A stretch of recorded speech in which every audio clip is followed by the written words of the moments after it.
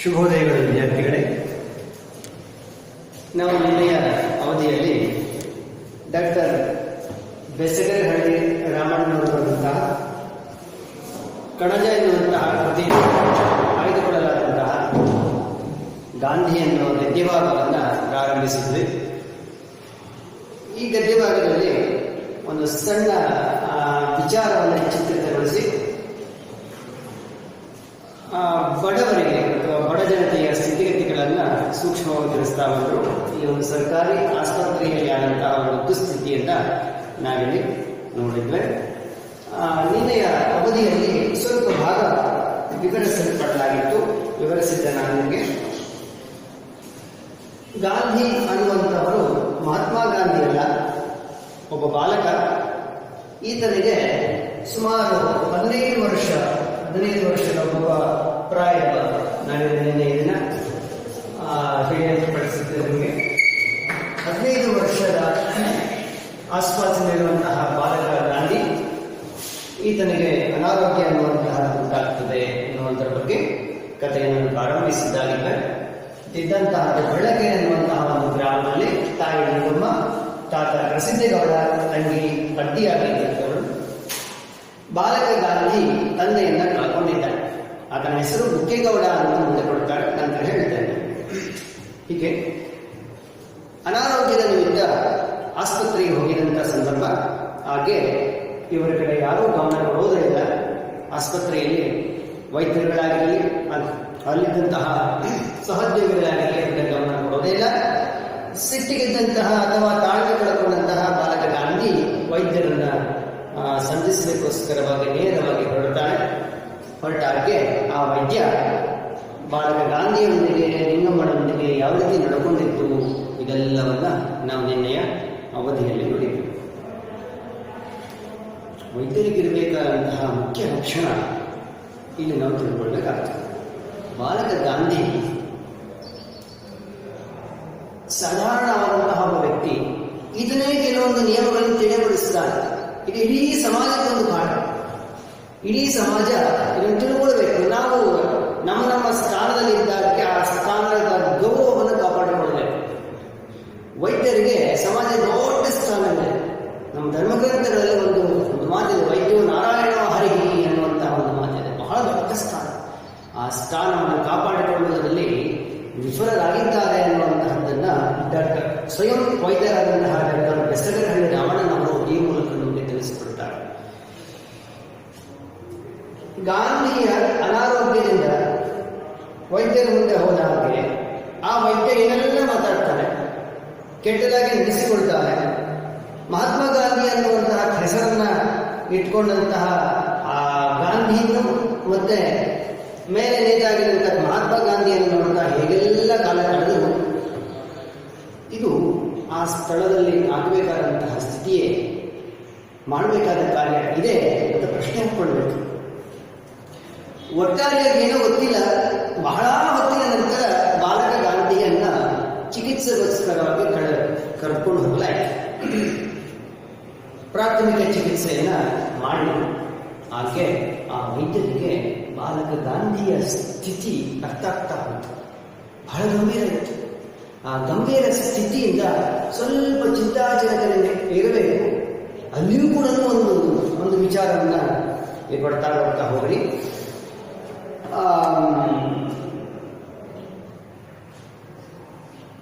ಬೆಸಗರಹಳ್ಳಿ ರಾಮಣ್ಣನವರು ಇಲ್ಲಿ ಒಂದು ವಿಚಾರವನ್ನು ಸ್ಪಷ್ಟಪಡಿಸಲಿಕ್ಕೆ ಹೊರಟರು. ಒಬ್ಬ ತಾಯಿ ಜೊತೆಗಿದ್ದಂತಹ ತಾಯಿಯ ತಂದೆ ಅಥವಾ ಗಾಂಧಿಯ ತಾಯಿ, ಇವರಿಬ್ಬರು ಯಾವ್ಯಾವ ಕರ್ತವ್ಯ ನಿಭಾಯಿಸಿದ್ರು, ಆ ಕರ್ತವ್ಯಕ್ಕೆ ತಕ್ಕಂತೆ ಗಾಂಧಿ ಹೇಗಿದ್ದಾನೆ ಅನ್ನೋದನ್ನ ತಿಳಿಯಪಡಿಸ್ತಾ ಹೋಗ್ತಾರೆ ಮುಂದಿನ ಕೆಲವೊಂದು ಅಂಶಗಳಲ್ಲಿ. ಈ ರೀತಿಯಾಗಿ ಕೆಲವೊಂದು ವಿಚಾರಗಳನ್ನ ಸೂಕ್ಷ್ಮವಾಗಿ ಗಮನಿಸ್ತಾ ಹೋಗಬೇಕು. ನೋಡೋದಕ್ಕೆ ಒಂದು ಕಥೆ, ಅದು ಕಥೆಯಲ್ಲಿ ಇರುವಂತಹ ತಥ್ಯ ಅನ್ನುವಂಥ ಸಂಸ್ಕೃತ ಶಬ್ದ. ತಥ್ಯ ಅಂತಂದ್ರೆ ಅದರಲ್ಲಿರುವಂತಹ ತಿರುಳು ಅಥವಾ ಬೇಸಂಟೆ ಅಂತ ಇರ್ತೇವಲ್ಲ, ಅರ್ಥ ಮಾಡ್ಕೊಳ್ತಾ ಹೋಗ್ಬೇಕು. ಸರಿ, ವೈದ್ಯ ಇದೆಲ್ಲ ಆದ ನಂತರ ನಿಮ್ಮ ತಂದೆ ಹೆಸರೇನಮ್ಮ ಅಂತೇಳಿ ನಿಂಗಮ್ಮ ಇವನ ಹೆಸರನ್ನು ಹೇಳ್ತಾನೆ. ಕರಸಿದ್ದೇಗೌಡ ಅಂತವನೇ ಅವನೇ ಬಾಲಕ ಗಾಂಧಿ ಅಂತ ಹೇಳಿ ಹೆಸರಿಟ್ಟದ್ದು ಅಂತ ಹೇಳಿ ಅಂದಾಕೆ ಅಲ್ಲೇ ಇದ್ದಂತಹ ಮಿಡ್ ವೈಫ್ ಕಳ್ಬಿಟ್ಟು, ಮಿಡ್ ವೈಫ್ ಅಂತಂದ್ರೆ ಆಯಾಗಳಂತಾರಲ್ಲ ಹಾಗೆ, ಆಸ್ಪತ್ರೆಗಳಲ್ಲಿ ಹಾಗೆಲ್ಲ ಈ ನರ್ಸ್ಗಳು ಅನ್ನುವಂತಹವ್ರು ಯಾರು ಇರಲಿಲ್ಲ, ಆಯಗಳೇ ಅಂತೇಳಿ ಕರೆಸ್ಕೊಳ್ತಾ ಇದ್ರು. ಒಬ್ಬ ವೈದ್ಯ ಇರ್ತಾ ಇದ್ದ, ವೈದ್ಯನ ಜೊತೆಗೆ ಕೆಲವು ಸಹಾಯಕರೆಲ್ಲ ಇರ್ತಾ ಇದ್ರು. ಹೀಗೆ ಅವರನ್ನು ಕರೆದುಬಿಟ್ಟು ಗಾಂಧಿಯನ್ನು ಪರೀಕ್ಷೆ ಕರ್ಕೊಂಡು ಹೋಗ್ತಾರೆ. ಅಲ್ಲಿ ನಾಲಿಗೆ, ಕಣ್ಣು, ಗಂಟಲು ಇವೆಲ್ಲವನ್ನು ಪರೀಕ್ಷೆ ಮಾಡಿದ್ದಾರೆ. ಅದಾದ ನಂತರ ಹೃದಯ ಮತ್ತು ಶ್ವಾಸಕೋಶಗಳ ಪರೀಕ್ಷೆಯನ್ನು ಕೂಡ ಮುಗಿಸಿಕೊಂಡು ಹೊಟ್ಟೆಯನ್ನು ಪರೀಕ್ಷೆ ಮಾಡಿದ ವೈದ್ಯಾಧಿಕಾರಿ ಗಾಂಧಿಯ ತಾಯಿ ಕಡೆ ತಿರುಗಿ ನಿನ್ನ ಹೆಸರೇನಮ್ಮ ಅಂತ ಕೇಳ್ತಾರೆ. ಈಗ ಬಾಲಕ ಗಾಂಧಿಯ ಸ್ಥಿತಿ ಅರ್ಥವಾಗ್ತಾ ಇದೆ. ಇಷ್ಟೊತ್ತು ತಾನೇ ನಡ್ಕೊಂಡಿದ್ದಾನಲ್ಲ, ನಡ್ಕೊಂಡೋದ್ರಲ್ಲಿ ಸರಿ ತಪ್ಪೊಂದು ಪ್ರಶ್ನೆ ಹಾಕೊಳ್ಳಿಲ್ಲ, ಬದಲಿಗೆ ಸ್ಥಿತಿ ಅರ್ಥವಾಗಿ ಸ್ವಲ್ಪ ಗಂಭೀರನಾದ. ವೈದ್ಯನಿಗಿರಬೇಕಾದಂತಹ ಪ್ರಥಮ ಒಂದು ಲಕ್ಷಣ ಕಂಡ ಹಾಗೆ ಕಾಣಿಸ್ತು ಅಂತಾನೆ. ನಿನ್ನ ಹೆಸರೇನ ಮಾಡ್ತಾ ಕೇಳಿದಕ್ಕೆ ನಿಂಗಮ್ಮ ಅಂತಾಳೆ. ಆಗಿ ನೋಡಮ್ಮ, ನಿಮ್ಮ ಹುಡುಗನಿಗೆ ಹೊಟ್ಟೆಯಲ್ಲಿ ನೀರು ಸೇರಿಕೊಂಡಿದೆ, ಜೊತೆಗೆ ಕಾಲುಗಳು ಕೂಡ ಊದ್ಕೊಂಡಿವೆ. ಇದು ಹೃದಯಕ್ಕೆ ಸಂಬಂಧಪಟ್ಟಂತಹ ಕಾಯಿಲೆ. ಈ ಕಾಯಿಲೆಗೆ ಇನ್ನಷ್ಟು ಪರೀಕ್ಷೆಗಳೆಲ್ಲ ಆಗಬೇಕು. ಇವನ ಒಂದು ಸ್ಥಿತಿ ಸ್ವಲ್ಪ ಗಂಭೀರ ಅನ್ನುವಂತೆ ಹೇಳ್ತಾನೆ. ನೀರು ಈಗಾಗಲೇ ಲಿವರ್ಗೂ ಹರಡಿದೆ, ಈಲಿ ಅಂತ ಕೊಡ್ತಾರೆ. ಇದು ನಮ್ಮ ಕನ್ನಡದ ಶಬ್ದ, ಅದನ್ನು ಇಂಗ್ಲಿಷಲ್ಲಿ ಲಿವರ್ ಅಂತ ಕರೀತಾರೆ. ಲಿವರ್ಗೂ ಹಬ್ಬಿದೆ ಅಂತ ಹೇಳಿದರೆ, ಹೊಟ್ಟೆಯನ್ನು ಮುಟ್ಟಿದರೆ ಸಾಕು ಅವನು ನೋವು ಅಂತ ಬಂದ್ಕೊಳ್ತಾನೆ. ಅಷ್ಟು ಅಂತಹ ಸ್ಥಿತಿಯ ವಿಧಾನ ಅಂದಾಕೆ ನಿಂಗಮ್ಮನಿಗೆ ಭಯ ಆಗ್ಬಿಡ್ತದೆ. ಕೆಂತಾಳೆ, ಏನೋ ಸ್ವಾಮಿ ನಿಮ್ಮ ಎಕಡ 3 ಮೈಲಿ ನಡಿಬೇಕಾದ್ರೆ 30 ತಾವು ಕುಂತ್ಕೊಂಡು ತೆವಳ್ಕೊಂಡು ಬಂದ. ಹೇಗೆ ಬಂದಾನೆ ಅನ್ನುವಂತ ನಾನು ಪ್ರಾರಂಭದಲ್ಲಿ ಹೇಳಿದ್ನಲ್ಲ, 3 ಮೈಲು ಅಂದ್ರೆ ಎಷ್ಟು ಕಿಲೋಮೀಟರ್? 1 ಮೈಲ್ ಅಂತಂದ್ರೆ 1.6 ಕಿಲೋಮೀಟರ್. ಹೌದಲ್ಲ? ಅಂದಾಜಿಗೆ ಮೈಲ್ ಲೆಕ್ಕ ಹಾಕ್ತಾರೆ, ಇಟ್ಟುಕೊಳ್ಳೋಣ 5 ಕಿಲೋಮೀಟರ್ ಹೇಳಿ, 5ರಿಂದ 6 ಕಿಲೋಮೀಟರ್ ಇಟ್ಟುಕೊಳ್ಳೋಣ. ಬಳ್ಳಗೆರೆ ಗ್ರಾಮದಿಂದ ಆಸ್ಪತ್ರೆಗೆ ಬರಲಿಕ್ಕೆ ಸುಮಾರು 5-6 ಕಿಲೋಮೀಟರ್ ಅನ್ನುವಂತಹದ್ದು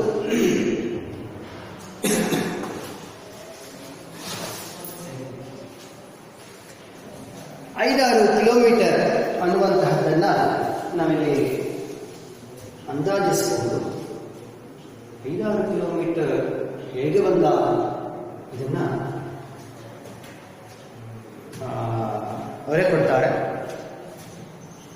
30 ತಾವು ಕುಂತ್ಕೊಂಡು ತೆವಳುಕೊಂಡು ಹೇಗೋ ಎಳ್ಕೊಂಡು ಬಂದಿದ್ದಾನೆ. ನಡ್ಕೊಂಡು ಬರಲಿಲ್ಲ. ಈ ಸ್ಥಿತಿಯಲ್ಲಿ ಬಂದು ಆಸ್ಪತ್ರೆಗೆ ಬಂದರೆ ವೈದ್ಯರು ಈ ರೀತಿ ನಡ್ಕೊಂಡಿದ್ದಾರೆ. ಇದು ಎಷ್ಟರ ಮಟ್ಟಿಗೆ ನೋವನ್ನು ಕೊಡುತ್ತೆ. ಪಾಪ ಇವರು ಬಡವರಾದಂಥವರಿಗೆ ಪ್ರತಿಭಟನೆ ಮಾಡುವಂತಹದ್ದು ಆಗೋದಿಲ್ಲ. ಒಂದು ಮಾತಿದೆ ನಮ್ಮಲ್ಲಿ, ಬಡವರ ಸಿಟ್ಟು ದವಡೆಗೆ ಮೂಲ ಅಂತ. ಅವನೇನಾದರೂ ಪ್ರತಿಭಟನೆ ಮಾಡಿದ್ರೆ ಏನಾದಿತ್ತು, ಆಸ್ಪತ್ರೆಯಿಂದ ಹೊರ ತಳ್ತಾರಷ್ಟೇ. ಅವರ ಮಾತನ್ನು ಯಾರು ಕೇಳೋದಿಲ್ಲ. ಕೇಳದಿರುವಂತಹ ಸ್ಥಿತಿ ಇರ್ತದೆ, ಇಂತಹ ಚಿಂತಾಜನಕ ಸ್ಥಿತಿ. ತಾಯಿ ನಿಂಗಮ್ಮ ಬೇಡ್ಕೊಳ್ತಾಳೆ, ಹೀಗೆ ನಿಮ್ಮ ಮಗನಿಗೆ ಈ ರೀತಿ ಆಗಿದೆ ಅಂತ ಹೇಳ್ತಾ, ಹಾಗೆ ಹೇಳ್ತಾಳೆ, ನಿಮ್ಮ ಇವನಿಗೆ ತಂದೆ ಇಲ್ಲ, ನಮ್ಮ ತಂದೆ ಅಥವಾ ಇವನ ತಾತನೇ ಇವನು ಸಾಕಿದ್ದಾನೆ ಅಂತ ಹೇಳಿ. ಹಾಗೆ ಇಷ್ಟಕ್ಕೆ ಬಿಡಲಿಲ್ಲ ಆ ವೈದ್ಯ ಕೊಟ್ಟಂತಾನೆ, ನಿನ್ನ ಗಂಡನಿಗೆ ಏನಾಗಿ ಸತ್ತೋದ ಅಂತ ಪ್ರಶ್ನೆ ಕೇಳ್ತಾನೆ. ಇದು ಕೂಡ ಅನಾವಶ್ಯಕ. ಇಷ್ಟೆಲ್ಲ ಪರೀಕ್ಷೆಗಳಾಗಿತ್ತು, ಅವನ ಸ್ಥಿತಿ ಗಂಭೀರ ಅಂತ ಗೊತ್ತಾಗಿತ್ತು. ಈಗಿಂದಾಗಲೇ ಇಷ್ಟೆಲ್ಲ ನೋಡಿಕೊಂಡು ಚಿಕಿತ್ಸೆ ಮಾಡಬೇಕು, ಇಲ್ಲಿ ಹೊರಗೆ ಬೇರೆ ಕಡೆ ಎಲ್ಲಾದರೂ ಕಳಿಸ್ಕೊಡ್ಬೇಕು, ಏನಾದರೂ ಮಾತಾಡಬೇಕಾಗಿತ್ತು.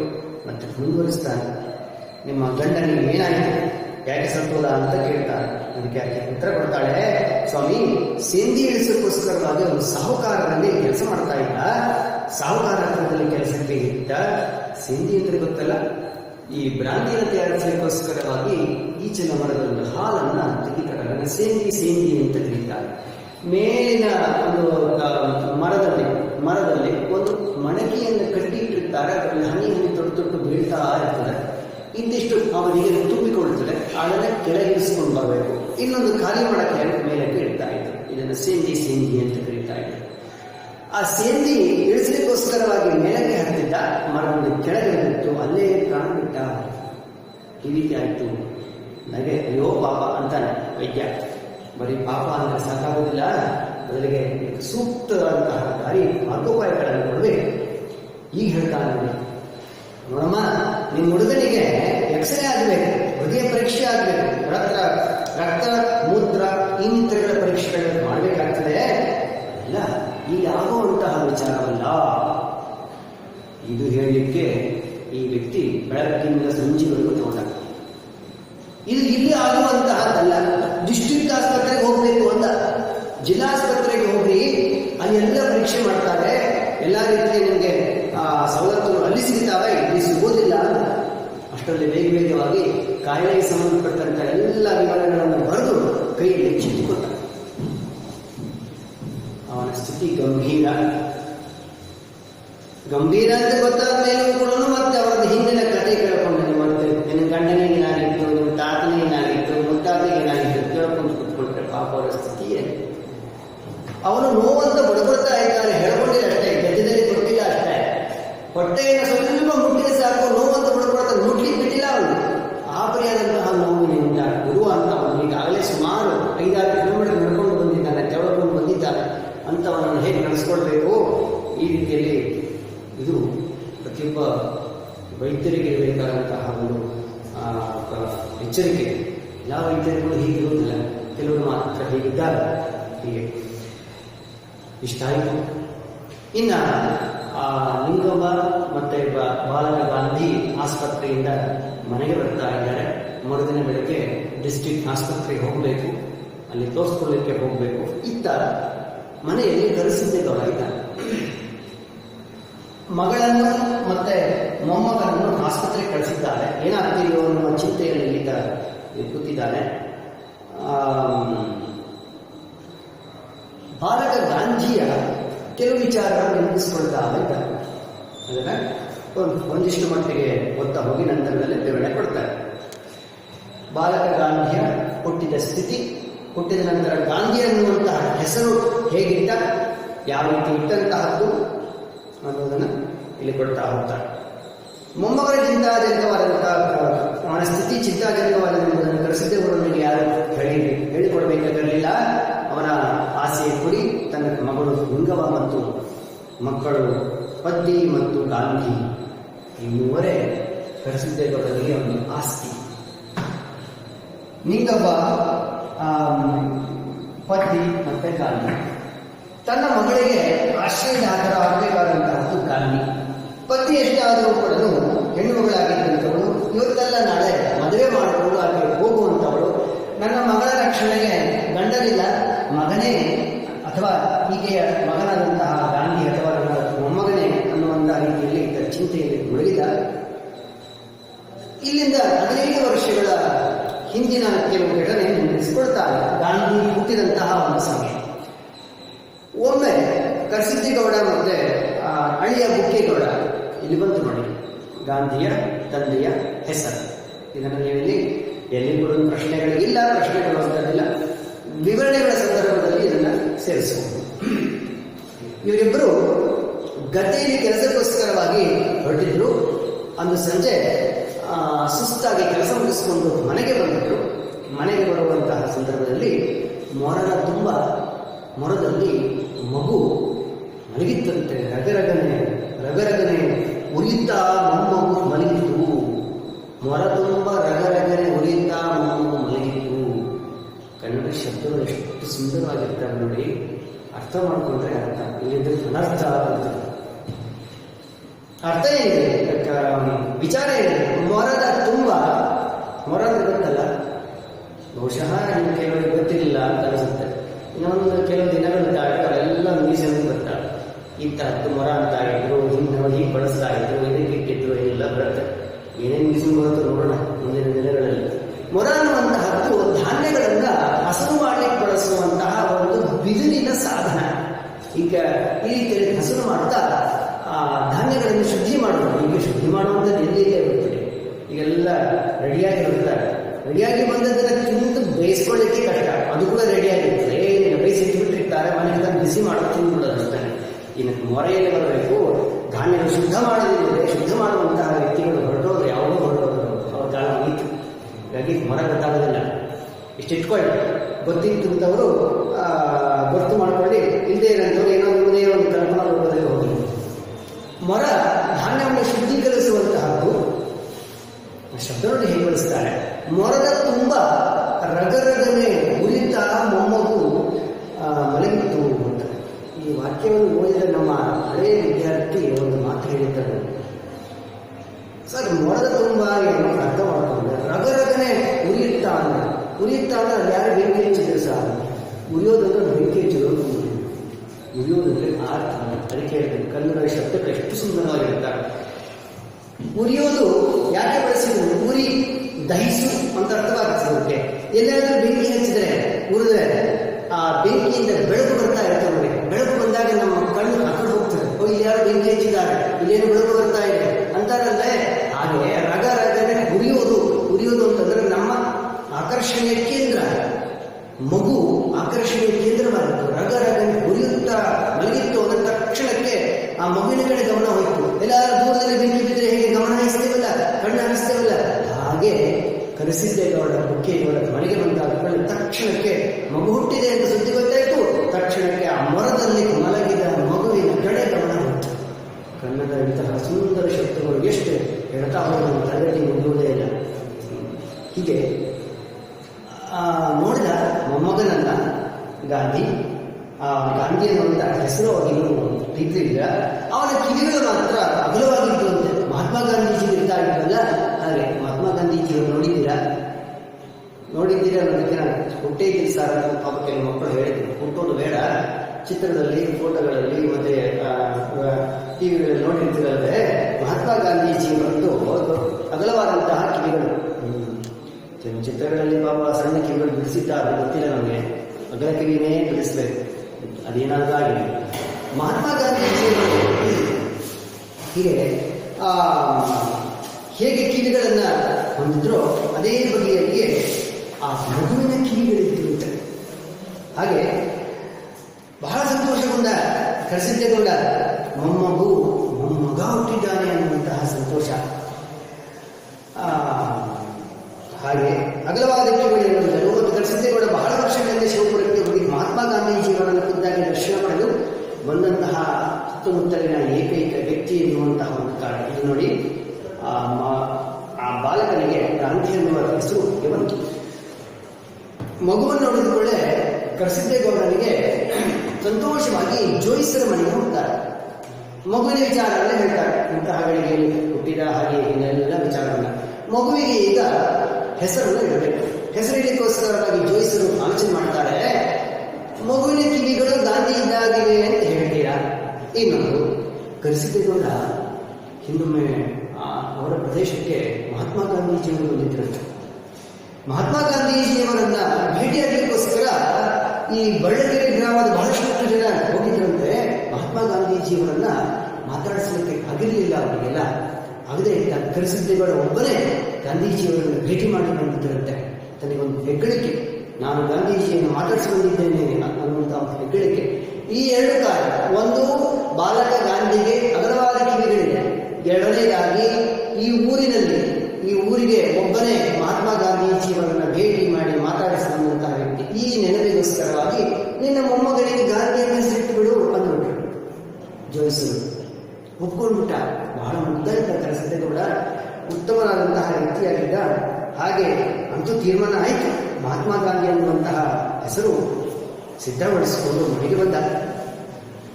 ಅದಕ್ಕೆ ನಮ್ಮ ಹೆಸರುಗಳಲ್ಲಿ ರಾಮಣ್ಣನವರಂತಾರೆ, ಈ ವಿಚಾರ ನೋಡಿಕೊಂಡು ಕರೆಸಿದ್ದೇಗೌಡ ಎಷ್ಟು ಮುಗ್ಧಾಗಿದ್ದ ಅಂತಂದ್ರೆ, ಜೋಯಿಸರು ಈ ಮಾತು ಕೇಳಿಕೊಳ್ಳೆ ಒಪ್ಕೊಂತರು.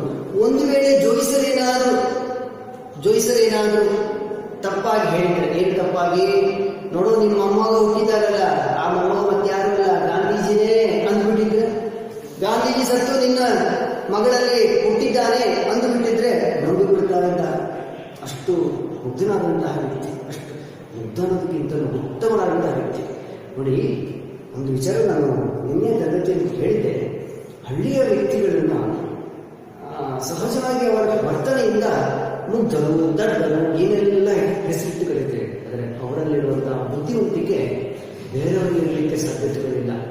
ಆದರೆ ಅವ್ರಿಗೆ ತೋರಿಸ್ಕೊಳ್ಳಿಕ್ಕೆ ಅವಕಾಶಗಳು ಸಿಗುವುದಿಲ್ಲ. ಯಾರೋ ದೊಡ್ಡದಾಗಿ ವೇಷಭೂಷಣ ಹಾಕೊಂಡು ಮುಂದಕ್ಕೆ ಹೋಗಿರ್ತಾನೆ, ದಡ್ಡ ಶಿಖಾಮಣಿ ಇರ್ತಾನೆ. ಅವನ ಮುಂದೆ ಹೋದ್ರೆ ಇವನೇನೋ ಅಂದ್ಕೊಳ್ತಾನೆ, ಎಷ್ಟು ದೊಡ್ಡವನೋ ಏನು ಕಲ್ತಿದ್ದಾನೋ, ಏನು ಕಲ್ತಿದ್ದಲ್ಲ, ಜೋಳ ಇರ್ತದೆ.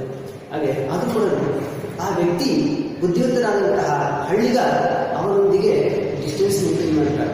ಅಯ್ಯೋ ದೊಡ್ಡವನು ಮೊದಲೇ ನಿರ್ಣಯಿಸ್ತಿರ್ತಾನೆ, ನೋಡೋದಕ್ಕೆ ದೊಡ್ಡವನಾಗಿರ್ತಾನೆ ಅಷ್ಟೇ, ಯೋಗ್ಯತೆಯಲ್ಲಿ ದೊಡ್ಡವನಾಗಿರ್ಲಿಕ್ಕಿಲ್ಲ. ಹೀಗೆ ಹಳ್ಳಿಗಳಲ್ಲಿ ಬಹಳಷ್ಟು ಬುದ್ಧಿವಂತಿಕೆಗಳನ್ನ ನೋಡ್ತಾರೆ. ಇದರದ್ದು ಒಂದು ಘಟನೆಯನ್ನ ನಾನು ನಿಮಗೆ ನೆನಪಿಸಿದೆ. ಒಂದೊಮ್ಮೆ ಸೂಕ್ಷ್ಮವಾಗಿ ನಾನು ಹೇಳಿದ್ದೆ. ಒಬ್ಬ ಹಳ್ಳಿಯಲ್ಲಿ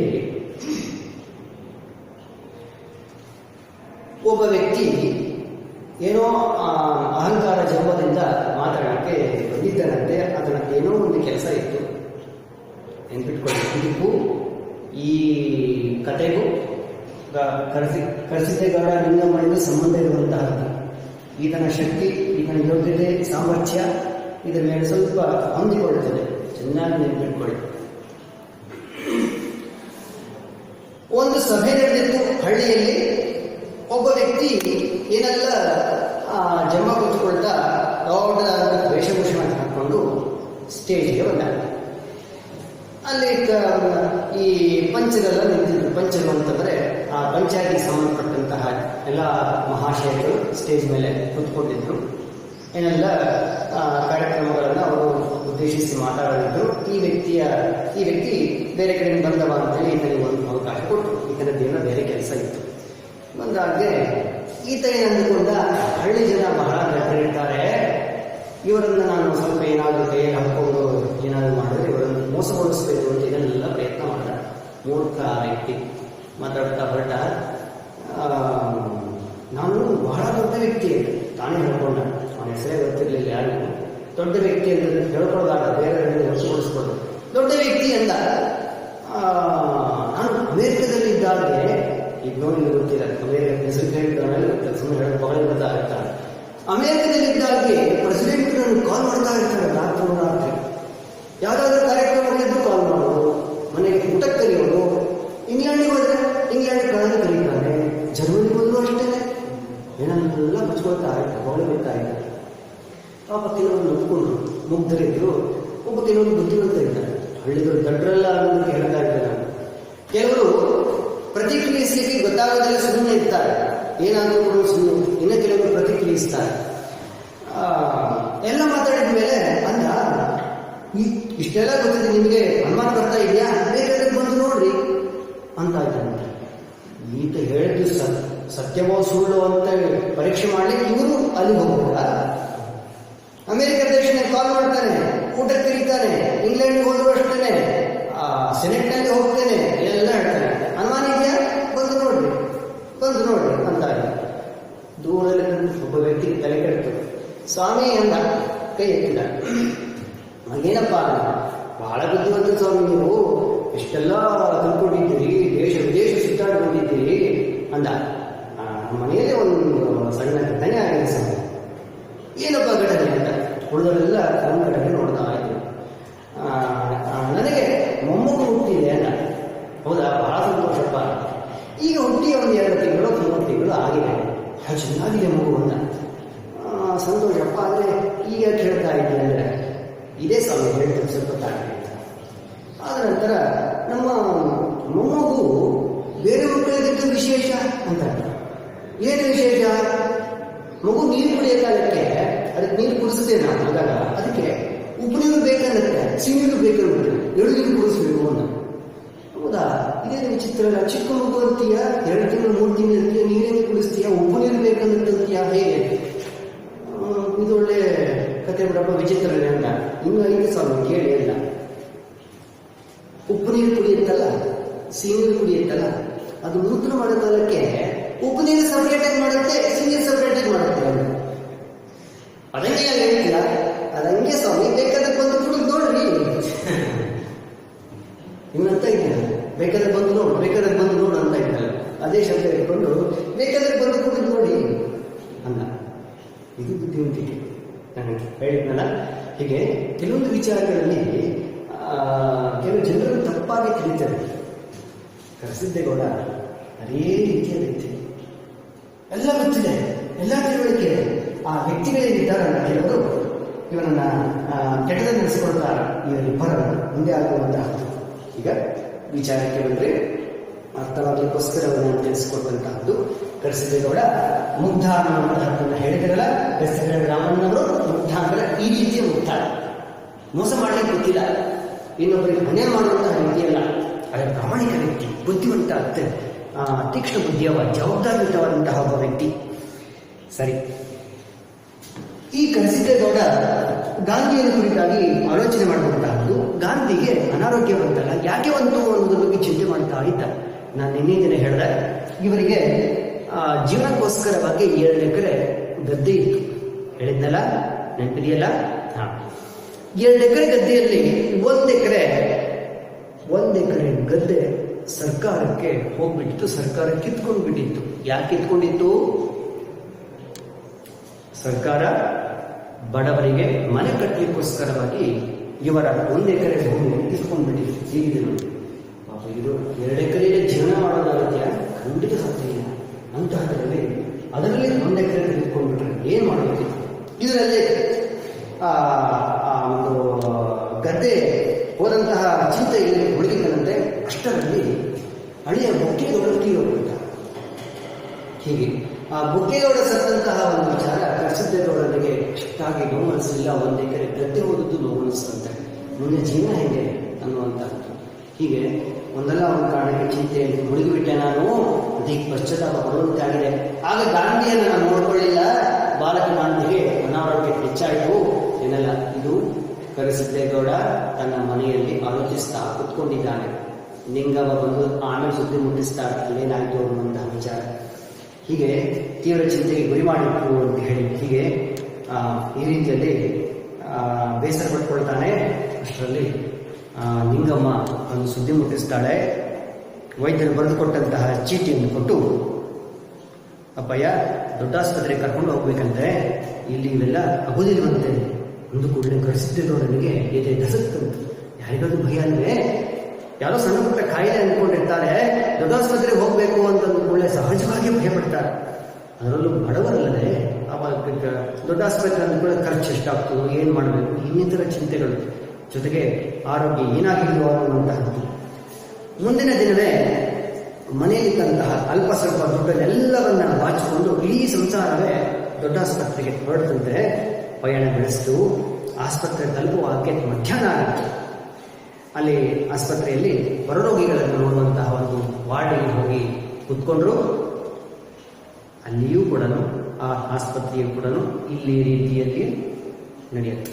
ಸರ್ಕಾರಿ ಆಸ್ಪತ್ರೆ ಸ್ಥಿತಿಗತಿಗಳು ಚಿಂತಾಜನಕವಾಗಿತ್ತು. ಆದರೆ ಒಂದು ಸಂತೋಷ ಏನಂದ್ರೆ, ಈ ಗ್ರಾಮದಲ್ಲಿದ್ದಂತಹ ಆಸ್ಪತ್ರೆಗೂ ಜಿಲ್ಲೆಯ ಕೇಂದ್ರದಲ್ಲಿದ್ದಂತಹ ದೊಡ್ಡ ಆಸ್ಪತ್ರೆಗೂ ಸ್ವಲ್ಪ ವ್ಯತ್ಯಾಸ ಇದೆ. ಉತ್ತಮವಾದಂತಹ ಒಂದು ಸ್ಥಿತಿಯಲ್ಲಿ ಇದ್ದಂತಹದ್ದು. ಹೀಗೆ ಕರಸಿದ್ದೇಗೌಡ ಈ ವೈದ್ಯರು ಕೊಟ್ಟಂತಹ ಚೀಟಿಯನ್ನ ಅಲೆದಂತಹ ಗುಮಾಸ್ತರಿಗೆ ಕೊಟ್ಬಿಟ್ಟು ಬರೆದುಕೊಳ್ತಾರೆ. ಎಲ್ಲವನ್ನ ಬರೆಸ್ಕೊಂಡ ನಂತರದಲ್ಲಿ ಕಾಗದವನ್ನ ಇಟ್ಕೊಂಡು ಓದಿದ ಸಂದರ್ಭದಲ್ಲಿ 2-3 ಸಾರಿ ಆ ಗುಮಾಸ್ತರ ಓದಿ ಹೇಳ್ತಾನಂತೆ. ಅನುಮಾನ ಬಂದವರನ್ನು ಕರಸಿದ್ದೇಗೌಡನ ನೋಡಿ, ಯಾರನ್ನು ತೋರಿಸ್ಲಿಕ್ಕೆ ಕರ್ಕೊಂಡು ಬಂದಿದ್ದೀರಿ ನೀವು ಅಂತ ಹೇಳಿ. ಕರಸಿದ್ದೇಗೌಡ ನನ್ನ ಮೊಮ್ಮಗ ಇದ್ದಾನೆ ಅಂತ ಹೇಳಿ. ಅದು ನಿಮ್ಮ ಮೊಮ್ಮಗನ ಹೆಸರು ಮಹಾಂತೇಗೌಡ ಅಂತಲ್ವೇ? ನಿಮ್ಮ ಡಾಕ್ಟರ್ ಮಹಾತ್ಮ ಗಾಂಧಿ ಅಂತ ಬರೆದ್ಬಿಟ್ರಲ್ಲ ಅಂತಾರೆ. ಹಾಗೆ ಕರಸಿದ್ದೇಗೌಡ ಅಂತಾನೆ, ಇಲ್ಲ ಸ್ವಾಮಿ, ನಮ್ಮ ಮೊಮ್ಮಗನ ಹೆಸರು ಮಹಾಂತೇಗೌಡ ಅಲ್ಲ, ಮಹಾತ್ಮ ಗಾಂಧಿ ಅಂತಾನೆ ಆ ವೈದ್ಯರು ಸರಿಯಾಗಿ ಬರೆದಿದ್ದಾರೆ ಅಂದುಕೊಳ್ಳೆ. ಅದು ಸ್ವಲ್ಪ ಏನೋ ವೆಚ್ಚವಿದ್ದವನಾಗಿ ಸರಿ ಬಿಡಪ್ಪ ಅಂತೇಳಿ ಆ ಚೀಟಿಯಲ್ಲಿ ಬರೆದು ಇನ್ನೊಂದು ಚೀಟಿಯನ್ನು ಸೇರಿಸಿ ಅವನಲ್ಲಿ ಕೂಡ್ಲಿಕ್ಕೆ ಹೇಳ್ತಾರೆ. ಅಷ್ಟರಲ್ಲಿ ಒಂದು ಚೀಟಿಯನ್ನು ಒಳಗಡೆ ಕಳಿಸಿದ್ರು. ವೈದ್ಯರ ಗುಂಪಿರ್ತಾ ಇತ್ತು. ದೊಡ್ಡ ಆಸ್ಪತ್ರೆಗಳಲ್ಲಿ ಒಂದು ವ್ಯವಸ್ಥೆ ಇದೆ. ಯಾವುದೇ ಒಬ್ಬ ರೋಗಿ ಬಂದರೂ ಕೂಡ ಎಲ್ಲ ರೋಗಿ ನೋಡುವಂಥ ವೈದ್ಯರುಗಳೆಲ್ಲ ಒಂದು ದೊಡ್ಡ ಮೇಜಿನಲ್ಲಿ ಕೂತ್ಕೊಂಡಿರ್ತಾರೆ. ಈಗ ಹೇಳ್ತೇವೆ ಸ್ಪೆಷಲಿಸ್ಟ್ ಅಂತ ಹೇಳ್ತೇವೆ, ಸ್ಕಿನ್ ಸ್ಪೆಷಲಿಸ್ಟ್ ಇರ್ತಾರೆ, ಐ ಸ್ಪೆಷಲಿಸ್ಟ್ ಇರ್ತಾರೆ, ಹಾರ್ಟ್ ಸ್ಪೆಷಲಿಸ್ಟ್ ಇರ್ತಾರೆ. ಹಾಗೆ ಅಲ್ಲಿ ಸಿಗುವಂಥ ಸ್ಪೆಷಲಿಸ್ಟ್ಗಳೆಲ್ಲ ಒಂದು ಕಡೆ ಕೂತ್ಕೊಂಡಿರ್ತಾ ಇದ್ರು. ಅವರೊಂದು ಚೀಟಿ ಹೋಗ್ತದೆ, ಆ ಚೀಟಿ ನೋಡಿದಂಥ ವ್ಯಕ್ತಿಗಳು ಯಾವ ಸ್ಪೆಷಲಿಸ್ಟ್ ಆಗಿರ್ತಾರೋ ಅವರನ್ನು ತೆಗೆದುಕೊಂಡು ಚಿಕಿತ್ಸೆ ಮಾಡ್ತಾ ಹೋಗ್ತಾರೆ.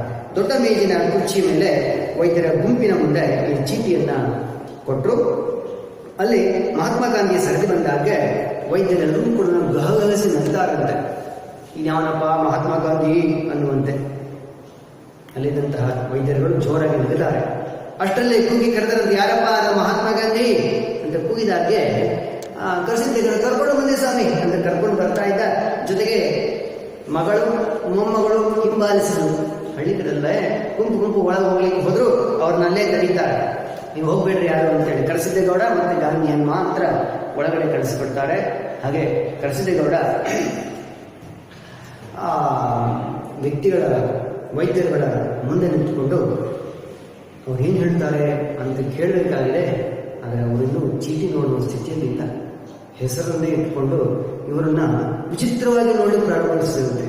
ನೋಡಿ, ಅಲ್ಲಿ ಕೂಡ ಇದೇ ವ್ಯವಸ್ಥೆ. ಹೇಗೆ ವಿಚಿತ್ರ, ನಮ್ಮ ಬೆಸಗರ ರಾಮನವರು ಹೇಳ್ತಾರೆ, ಕ್ಯಾನ್ಸರ್ ಕಾಯಿಲೆಗೆ ಔಷಧಿ ಕಂಡು ಹಿಡಿದಾಗ ಹೇಗೆ ವಿಸ್ಮಯ ಆಗಬೇಕೋ ಆ ರೀತಿಯಲ್ಲಿ ವಿಚಿತ್ರ ಕಾಯಿಲೆ ಯಾವುದಾದ್ರು ಪತ್ತೆ ಹಚ್ಚಿದ್ರೆ ಕಣ್ಣು ಪಿಳುಗಿಸಿ ನೋಡ್ತಾರಲ್ಲ, ಆಶ್ಚರ್ಯವಾಗಿ ನೋಡ್ತಾರಲ್ಲ, ಹಾಗೆ ಈ ಮಹಾತ್ಮ ಗಾಂಧಿಯನ್ನ ಕರೆಸಿದ್ದೇಗೌಡ ನೋಡ್ತಾ ಕೂತ್ಬಿಟ್ರಂತೆ ಆ ವೈದ್ಯ ಮಹಾಶಯರುಗಳು. ಇಂತಹ ಸ್ಥಿತಿ ನೋಡಿ, ಸ್ಥಿತಿ ಅನ್ನೋದಕ್ಕಿಂತ ದುಸ್ಥಿತಿ. ಈಗಾಗಲೇ ತಡವಾಗಿದೆ, ಆ ವ್ಯಕ್ತಿಯಿಂದ 2 ದಿನಗಳು ತಡವಾಗಿದೆ.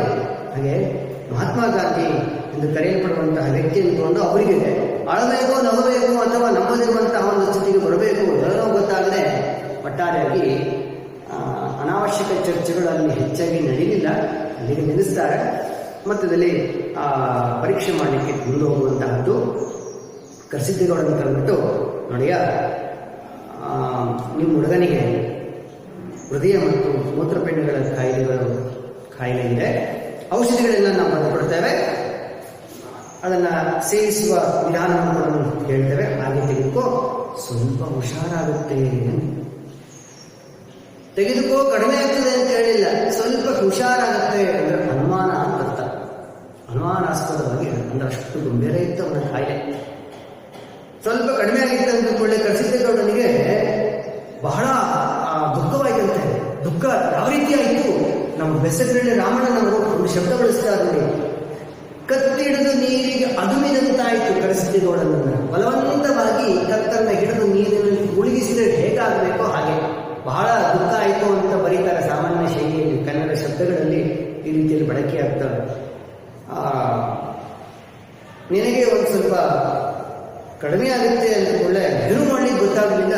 ಬಹಳ ಚಿಂತಾಜನಕದಿಂದ ಅವನ ಕಣ್ಣಲ್ಲಿ ನೀರೇ ಬಂದುಬಿಡ್ತದೆ. ಪಾಪ ಏನ್ ಮಾಡ್ತಾನೆ ಅಂತಾನೆ, ಕರೆಸಿದ್ದೇಗೌಡ ನಿಮ್ಮ ತಮ್ಮಯ್ಯ ಏನೋ ನನ್ನ ಮೊಮ್ಮಗನನ್ನು ಕಾಪಾಡಿ ಔಷಧಿಗಳನ್ನು ಕೊಟ್ಟು ಕಳಿಸ್ಬೇಡಿ, ಇಲ್ಲೇ ಸ್ವಲ್ಪ ದಿನ ಇಟ್ಕೊಂಡು ಉಳಿಸ್ಕೊಡಿ ಅಂತ ಬೇಡ್ಕೊಳ್ತಾ, ನೀವು ಇವನಿಗೆ ಮಾಡುವಂತಹ ಉಪಕಾರ ಇವನ ಉಪಕಾರ ಅಂದುಕೊಳ್ಬೇಡ್ರಿ, ನನ್ನಪ್ಪನಿಗೆ ಮಾಡುವಂತಹ ಉಪಕಾರ ಅಂದುಕೊಂಡ್ರೆ ಇವನ ರಕ್ಷಣೆ ನಿಮ್ಮ ಹೊಣೆ ಇದನ್ನೆಲ್ಲ ಬೇಡ್ಕೊಳ್ತಾನೆ. ಬೇಡ್ಕೊಳ್ಳುವ ಅವಶ್ಯಕತೆ ಇದೆಯಾ? ಏನು ತಪ್ಪು ಮಾಡುವ ರೀತಿಯಲ್ಲಿ ಕ್ಷಮೆ ಕೇಳ್ತಾರಲ್ಲ ಹಾಗೆ ಆ ರೀತಿಯಲ್ಲಿ ಸ್ಥಿತಿ ಪಾಪ ಇವತ್ತಾಗಿದೆ. ಮಹಾತ್ಮ ಗಾಂಧಿ ಇದ್ದಂತಹ ರಾಜ್ಯ, ಮಹಾತ್ಮ ಗಾಂಧಿ ಕನಸು ಕಟ್ಟಿ ಗೆದ್ದಂತಹ ರಾಮರಾಜ್ಯ ಕನಸು ಹೊತ್ತಂತಹ ಮಹಾತ್ಮ ಗಾಂಧೀಜಿಯವರ ರಾಷ್ಟ್ರದಲ್ಲಿ ಇಂತಹ ಸ್ಥಿತಿಗೆ ನಡೀತಾ ಇದೆ. ಒಬ್ಬ ಸಾಮಾನ್ಯನಿಗೆ ಬದುಕುವಂತಹ ಒಂದು ಸಣ್ಣ ಅವಕಾಶ ಇಲ್ಲದೇ ಇರುತ್ತದೆ. ಇಷ್ಟು ಇಲ್ಲದೆ ಇದ್ರೂ ಸರ್ಕಾರಿ ಸಂಸ್ಥೆಗಳು ಯಾಕೆ? ಬಡಬಗ್ಗರಿಗೆ ಸೇವೆ ಮಾಡದೇ ಇದ್ರೆ ಸರ್ಕಾರಿ ಆಸ್ಪತ್ರೆಗಳೇ ಯಾಕೆ? ಸರ್ಕಾರಿ ಸಂಸ್ಥೆಗಳೆಲ್ಲ ಯಾಕಿದ್ದಾವೆ?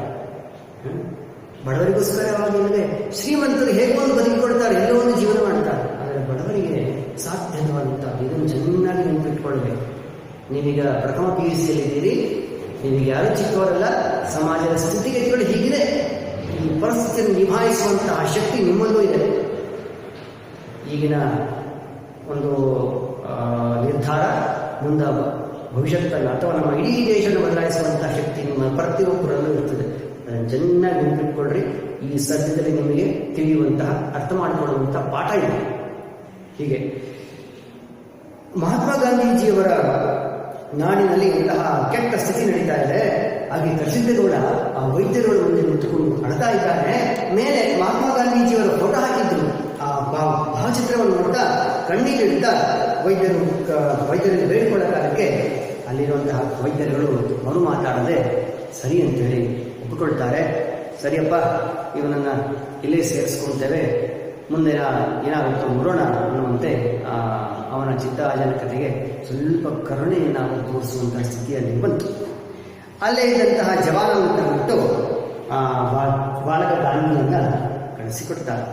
ಹೀಗೆ ಅವನನ್ನು ಆಸ್ಪತ್ರೆಗೆ ಸೇರಿಸಲಾಯಿತು. ಆಸ್ಪತ್ರೆಯ ಸ್ಥಿತಿಗತಿಗಳು ದುಸ್ಥಿತಿಗಳು ಮುಂದೆ ಕೊಡ್ತಾ ಹೋಗ್ತಾರೆ. ಆಸ್ಪತ್ರೆಯಲ್ಲಿ ಸೇರಿಸಲಾಗೆ ಏನೇನಾಗುತ್ತೆ ಸಹಜವಾಗಿ ನಮ್ಮ ಕೆಲವರಿಗೆ ಅನುಭವ ಇರುವಂತಹದ್ದು. ಖಾಸಗಿ ಆಸ್ಪತ್ರೆ ಸೇರಿಸಿ ಏನಾಗುತ್ತೆ, ಸರ್ಕಾರಿ ಆಸ್ಪತ್ರೆ ಸೇರಿಸಿ ಏನಾಗುತ್ತೆ, ವ್ಯತ್ಯಾಸಗಳು ಹಣದಲ್ಲಂತೂ ವ್ಯತ್ಯಾಸ ಖಂಡಿತವಾಗಿರುತ್ತದೆ. ಇಂತಹ ದುಸ್ಥಿತಿಗಳು ಸ್ಥಿತಿಗತಿಗಳು ಏನಾಯಿತು, ಕರಸಿದ್ದೇಗೌಡ ಗಾಂಧಿಯ ವಿಚಾರವಾಗಿ ಏನೆಲ್ಲ ಚಿಂತಿಸ್ತಾ ತೊಡಗಿದ, ಗಾಂಧಿಯ ಸ್ಥಿತಿಗತಿ ಯಾವ ಹಂತಕ್ಕೆ ಬಂತು ಅನ್ನುವಂತಹ ಮುಂದಿನ ಭಾಗದಲ್ಲಿದೆ. ಈ ಮುಂದಿನ ಭಾಗವನ್ನು ನಾಳೆಯ ಅವಧಿಯಲ್ಲಿ ಮುಂದುವರಿಸೋಣ. ವಂದನೆಗಳು.